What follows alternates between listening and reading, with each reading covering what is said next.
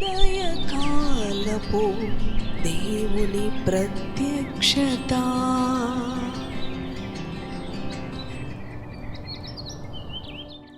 Praise the lord, హల్లెలూయా. ప్రభునందు ప్రియ దేవుని బిడ్డలారా, ప్రభు యొక్క అత్యంత కృపను బట్టి మరి యొక్క ఉదయకాల దేవుని ప్రత్యక్షపు వాక్కులోనికి వచ్చి ఉన్నాము. పరిశుద్ధ గ్రంథములో నుంచి దానియేలు గ్రంథము 12వ అధ్యాయము 3వ వచనమును చదువుకుందాం. బుద్ధిమంతులైతే ఆకాశ మండలములోని జ్యోతులను పోలిన వారై ప్రకాశించెదరు. నీతి మార్గమును అనుసరించి నడుచుకొనున్నట్లు ఎవరు అనేకులను త్రిప్పుదురో వారు నక్షత్రము వలె నిరంతరమును ప్రకాశించెదరు. హల్లెలూయా. దేవునికి స్తోత్రం.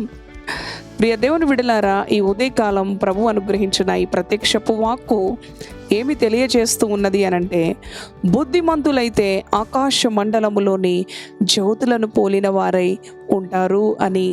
అవును ప్రియ దేవుని బిడ్డలారా, మరి దేవుడు మనలను ఆకాశ మండలములోని జ్యోతులు ఏ విధంగా ఉంటాయో ఆయన అంటున్నాడు కదా, మీరు ఈ లోకానికి వెలుగై ఉన్నారు అని. అవును ప్రియ దేవుని బిడ్డలారా, మన జీవితాలు మన కుటుంబీకులకు ఈ లోకానికి కూడా వెలుగుకరంగా ఉండాలి, మేలుకరంగా ఉండాలి, రక్షణకరంగా ఉండాలి. అవును, ఎవరు అలాంటి అనుభవంలో ఉంటారు అని దేవుడు చెప్తున్నాడంటే బుద్ధిమంతులను పోలిన వారుగా. అదే కదా మనం చూస్తూ ఉన్నాం. బుద్ధిమంతులైతే ఆకాశ మండలములోని జ్యోతులను పోలిన వారై ప్రకాశించెదరు. నీతి మార్గమును అనుసరించి నడుచుకొనున్నట్లు ఎవరు అనేకులను త్రిప్పుదురో వారు నక్షత్రము వలె నిరంతరము ప్రకాశిస్తారు. అవును ప్రియ దేవుని బిడ్డ, నిరంతరము కూడా ప్రకాశించే అనుభవం, నిరంతరము కూడా సంతోషించే అనుభవం, నిరంతరము కూడా శక్తివంతంగా సమాధానకరముగా జీవించే అనుభవం. అవును, బుద్ధిమంతులను పోలిన వారి యొక్క జీవితములో ఉంటూ ఉంది.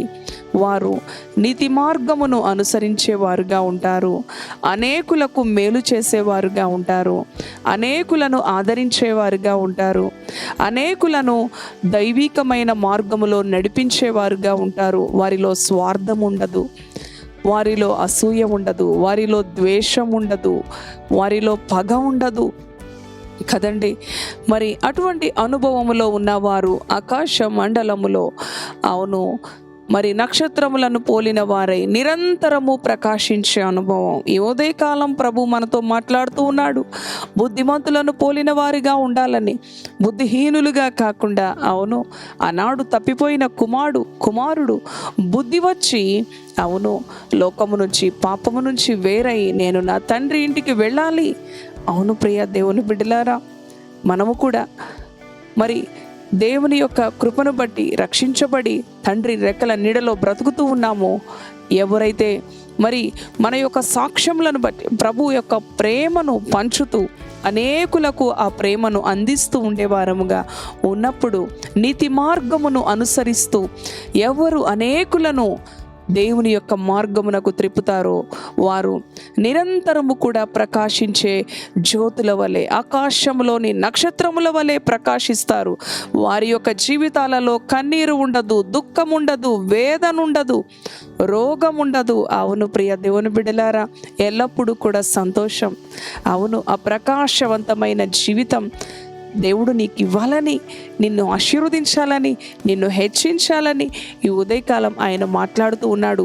బుద్ధిమంతులను పోలి కదండి, మరి దేవుని ఎదుట దైవిక జ్ఞానము కలిగిన వారమై దీనులుగా.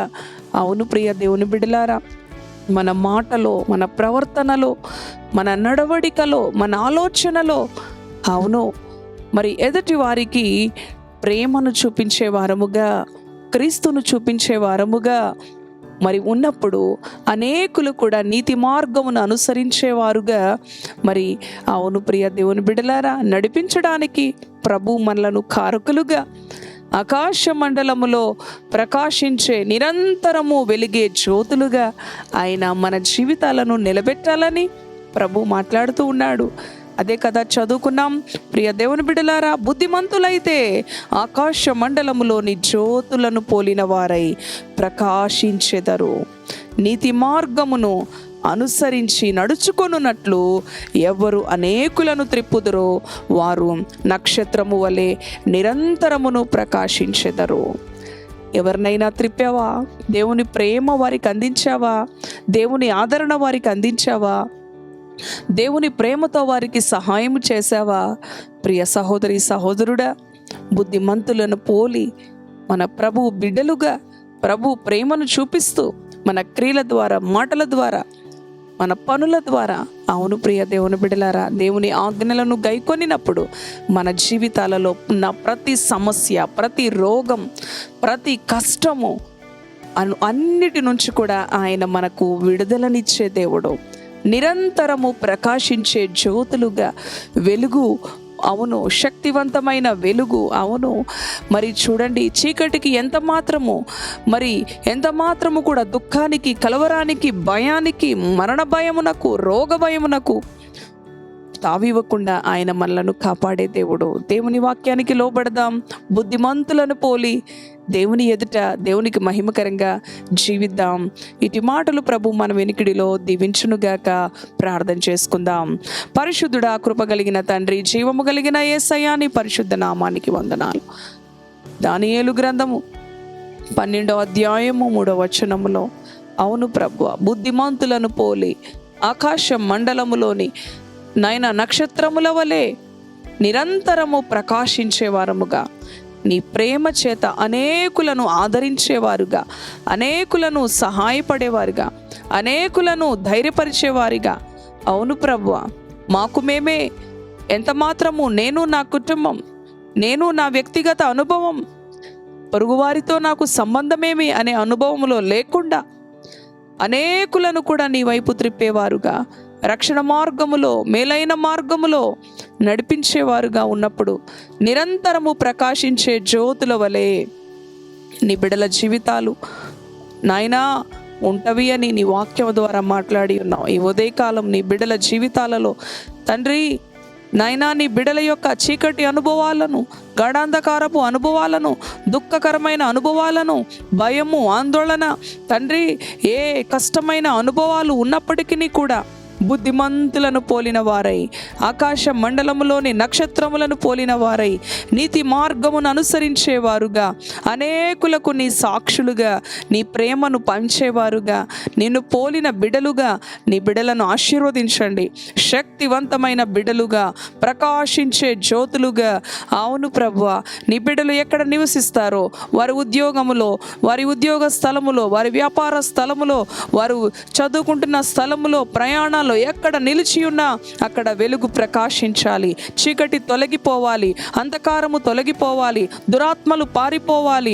పరిశుద్ధాత్మదేవ, ఎక్కడ గొడవలకు, నెమ్మది లేని అనుభవానికి, విమర్శలకు నైనా చోటివ్వకుండా నీ బిడలు సమాధానమునకు కారకులుగా, బుద్ధిమంతులను పోలి ప్రకాశించే బిడలుగా నీ బిడలను ఆశీర్వదించమని, ఈ దినమంతా నీ యొక్క కృపతో నీ బిడలను భద్రపరిచి కాపాడమని యేసు పరిశుద్ధ నామములో ప్రార్థిస్తున్నాము తండ్రి. Amen, amen. Praise the Lord. God bless you.